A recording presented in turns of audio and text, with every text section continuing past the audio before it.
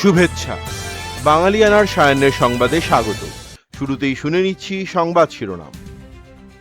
দেশের জ্বালানি খাতকে আবারও কয়লা নির্ভর করার পরিকল্পনা, 90 দিনের জ্বালানি মজুত নীতিতে যাচ্ছে সরকার। ঢাকা চট্টগ্রাম মহাসড়কের এআই ক্যামেরা প্রকল্পে মিলছে সফলতা, মহাসড়কে ফিরতে শুরু করেছে শৃঙ্খলা। এবার অন্যান্য সংবাদের সঙ্গে বিস্তারিত। আওয়ামী লীগ আমলে সিদ্ধান্ত হয়েছিল পরিবেশের ক্ষতি করে দেশীয় কয়লা আর তোলা হবে না। বিশেষ করে বহুল আলোচিত ফুলবাড়ী কয়লা খনি থেকে কয়লা না তোলার সিদ্ধান্ত হয়। তাই অবশেষে 2022 সালের পর ফুলবাড়ীতে নতুন ভবন তোলার অনুমোদন দেয়া হয় প্রায় 2 দশক পর। কিন্তু সরকার এসব সিদ্ধান্ত থেকে সরে আসছে। উন্মুক্ত পদ্ধতিতে ফুলবাড়ী থেকে কয়লা তোলার পাশাপাশি বিদ্যুৎ সংকট মেটাতে কয়লা ভিত্তিক বিদ্যুৎ কেন্দ্রের দিকে ঝুঁকতে চায় সরকার। এছাড়া 2029 সালের মধ্যে দেশকে বড় আকারের ম্যানুফ্যাকচারিং হাব হিসেবে গড়ে তুলতে জ্বালানি সরবরাহ ব্যবস্থা উন্নততর করা এবং এর পরবর্তী 5 বছরের মধ্যে টেকসই জ্বালানি নিরাপত্তা নিশ্চিত করতে বিদ্যুৎ, জ্বালানি ও খনিজ সম্পদ মন্ত্রণালয়কে নির্দেশনা দিয়েছেন প্রধানমন্ত্রী তারেক রহমান। জ্বালানি সংকট পরিস্থিতি নিয়ে গতকাল বৃহস্পতিবার মন্ত্রণালয়ের মন্ত্রী সচিব ও সিনিয়র কর্মকর্তাদের সঙ্গে বৈঠকে দেশের বর্তমান বিদ্যুৎ জ্বালানি সরবরাহ পরিস্থিতি, বিএনপি সরকারের দায়িত্ব নেওয়ার সময়কার অবস্থার সঙ্গে বর্তমান পরিস্থিতির তুলনামূলক বিশ্লেষণ এবং বিদ্যুৎ জ্বালানি সরবরাহ পরিস্থিতি উন্নয়নে 2029 সাল পর্যন্ত মধ্যমেয়াদী ও 2035 সাল মেয়াদে দীর্ঘমেয়াদী পরিকল্পনা তুলে ধরে জ্বালানি ও খনিজ সম্পদ বিভাগ। প্রধানমন্ত্রী অর্থনৈতিক বিষয়ক উপদেষ্টা ডক্টর রাশেদ আল মাহমুদ তিতুমির বৃহস্পতিবার সাংবাদিকদের বলেন, আগামী শীতকালের মধ্যে শিল্পে গ্যাস সরবরাহ পরিস্থিতির উন্নতি হবে এবং আগামী গ্রীষ্মকালের মধ্যে গ্যাস ও বিদ্যুৎ সরবরাহে দৃশ্যমান অগ্রগতি হবে। স্বল্প মেয়াদে বিদ্যুৎ উৎপাদনে গ্যাসের উপর নির্ভরতা কমিয়ে কয়লা ভিত্তিক বিদ্যুৎ কেন্দ্র চালানোর উপর গুরুত্ব দিচ্ছে সরকার। এতে বিদ্যুতে ভর্তুকির পরিমাণ কিছুটা বাড়িয়ে হলেও শিল্পে গ্যাস সরবরাহ বাড়াতে এই নির্দেশনা দিয়েছেন প্রধানমন্ত্রী। জ্বালানি বিভাগ প্রধানমন্ত্রীকে আরও জানিয়েছে যে আগামী সেপ্টেম্বর-অক্টোবরের মধ্যে রূপপুর পারমাণবিক বিদ্যুৎ কেন্দ্রের প্রথম ইউনিট চালুর মাধ্যমে জাতীয় গ্রিডে বিদ্যুৎ যুক্ত হলে গ্যাস ভিত্তিক বিদ্যুৎ উৎপাদনের উপর চাপ কিছুটা কমবে এবং বিদ্যুৎ পরিস্থিতির উন্নতি হবে।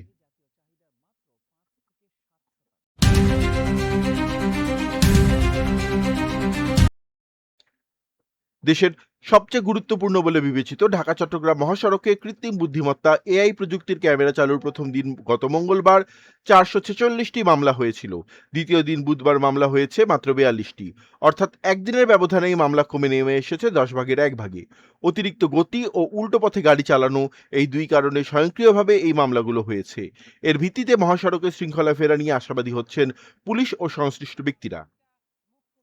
পুলিশ কর্তৃপক্ষ বলছে, মহাসড়কে এআই প্রযুক্তির ক্যামেরা স্থাপন করার ফলে চালকদের মধ্যে শৃঙ্খলার প্রবণতা দেখা যাচ্ছে। অন্যদিকে সড়ক পরিবহন মালিক সমিতি বলছে, মামলা ও জরিমানা এড়াতে চালকরা এখন থেকে আরও বেশি সতর্ক হচ্ছেন। হাইওয়ে পুলিশের তথ্য বলছে, অতিরিক্ত গতিতে গাড়ি চালানোর দায়ে মামলা হয়েছে 417টি। এই অপরাধে কুমিল্লা অঞ্চলে সর্বোচ্চ 397টি এবং গাজীপুর অঞ্চলে 20টি মামলা নিবন্ধিত হয়। অন্যদিকে উল্টো পথে গাড়ি চালানোর দায়ে 29টি মামলা করা হয়।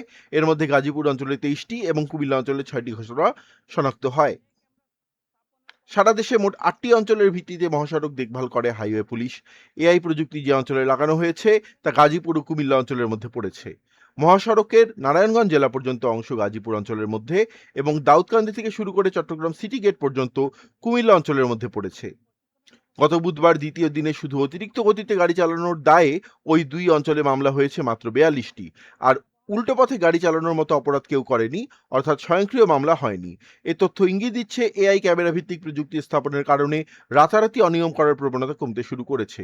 হাইওয়ে পুলিশ বলছে, ঢাকা চট্টগ্রাম মহাসড়কে এআই প্রযুক্তির ক্যামেরা চালুর দ্বিতীয় দিনেই পাল্টাতে শুরু করেছে ট্রাফিক ব্যবস্থাপনার চিত্র। তবে কর্তৃপক্ষটি জানায়, সার্বিক মহাসড়কে আইন মেনে চলার প্রবণতা কতটা বাড়ছে ও দুর্ঘটনা কমছে কিনা নির্দিষ্ট সময় পরপর তা মূল্যায়ন করা হবে। হাইওয়ে পুলিশের সক্ষমতা বৃদ্ধি শীর্ষক প্রকল্পের আওতায় নারায়ণগঞ্জের সাইনবোর্ড থেকে চট্টগ্রাম সিটি গেট পর্যন্ত 250 কিলোমিটারে 1427টি এআই ক্যামেরা স্থাপন করা হয়েছে। মহাসড়কের উভয় পাশে 490টি খুঁটিতে এসব ক্যামেরা স্থাপন করা হয়। এগুলো একটি ডেটা সেন্টার ও 5টি মনিটরিং সেন্টার থেকে পর্যবেক্ষণ করা হচ্ছে। এতে ব্যয় হয়েছে 142 কোটি টাকার কিছু বেশি।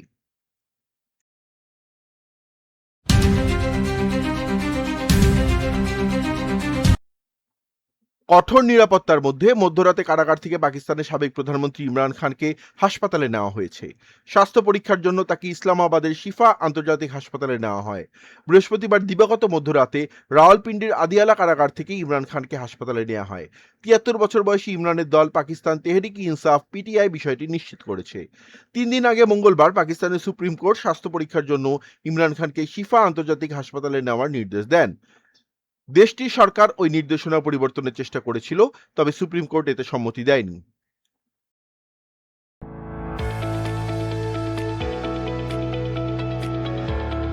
এবার শুনে নিচ্ছি বাঙালিয়ানার বাণিজ্য সংবাদ। বেসরকারি খাতে ঋণের চাহিদা কমে যাওয়ায় কলমানি, আন্তঃব্যাংক রেপো ও বাংলাদেশ ব্যাংকের রেপো থেকে বাণিজ্যিক ব্যাংকগুলোর ধার নেওয়ার পরিমাণও কমছে। ব্যাংকগুলোর স্বল্প মেয়াদী তারল্য ব্যবস্থাপনায় সাধারণত এসব উৎসে ব্যবহার করা হয়। কোনো ব্যাংকের হাতে সাময়িকভাবে নগদ অর্থের ঘাটতি তৈরি হলে অন্য ব্যাংক থেকে কলমানিতে ধার নেওয়া যায়। একইভাবে জামানতের বিপরীতে আন্তঃব্যাংক রেপো বা বাংলাদেশ ব্যাংকের রেপো থেকেও অর্থ নেওয়া যায়। বাংলাদেশ ব্যাংকের তথ্য অনুযায়ী গত জুলাই মাসে এই ৩ উৎস থেকে বাণিজ্যিক ব্যাংকগুলো মোট ধার নেওয়ার পরিমাণ ছিল প্রায় ২,৭৮,০০০ কোটি টাকা। জুনে এ পরিমাণ ছিল প্রায় ৩,৯৭,০০০ কোটি টাকা। অর্থাৎ এক মাসের ব্যবধানে ধার নেওয়ার পরিমাণ উল্লেখযোগ্যভাবে কমেছে। বেসরকারি খাতে ঋণ প্রবাহের দুর্বলতা এই পরিস্থিতির অন্যতম কারণ বলে মনে করছেন ব্যাংকাররা। বাংলাদেশ ব্যাংকের তথ্য অনুযায়ী জুন শেষে বেসরকারি খাতে ঋণ প্রবৃদ্ধি ৪.৪৭% নেমে আসে। মে মাসে এ প্রবৃদ্ধি ছিল ৪.৯৮%।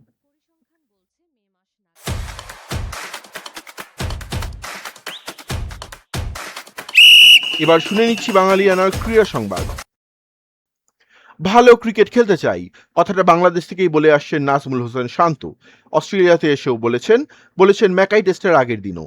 ডারবিন টেস্টে ৯ উইকেটের অবিস্মরণীয় জয়ের পর প্রত্যাশার পারদ এখন উঁচুতে। উইকেট বাতাস মিলিয়ে একদিকে ম্যাকাইয়ের পেস সহায়ক কন্ডিশন, আরেকদিকে আহতবাক অস্ট্রেলিয়ার সিরিজ হারের ধবলধোলাই এড়ানোর তাড়না। সবকিছুর পরও ম্যাকাইতে বড় কিছুর আশাই করছেন বাংলাদেশের মানুষ আর অস্ট্রেলিয়া প্রবাসী সমর্থকেরা। তবে নাজমুল হোসেন এখনই অত বড় কিছুর দিকে তাকাচ্ছেন না। তিনি তার আগের কথাতেই আছেন। ভালো ক্রিকেট খেলতে চান এবং সেটা ম্যাকাই টেস্টের ৫ দিনেই। আজ গ্রেট ব্যারিয়ার রিফ এরেনায় অনুশীলন শেষে সংবাদ সম্মেলনে অধিনায়ক বলেছেন, আমরা ভালো ক্রিকেট খেলতে চাই, টেস্টের ৫ দিনই ভালো ক্রিকেট খেলতে চাই। এক একটা দিন, এক একটা সেশন আমরা কতটা ভালো ক্রিকেট খেলছি সেটা গুরুত্বপূর্ণ।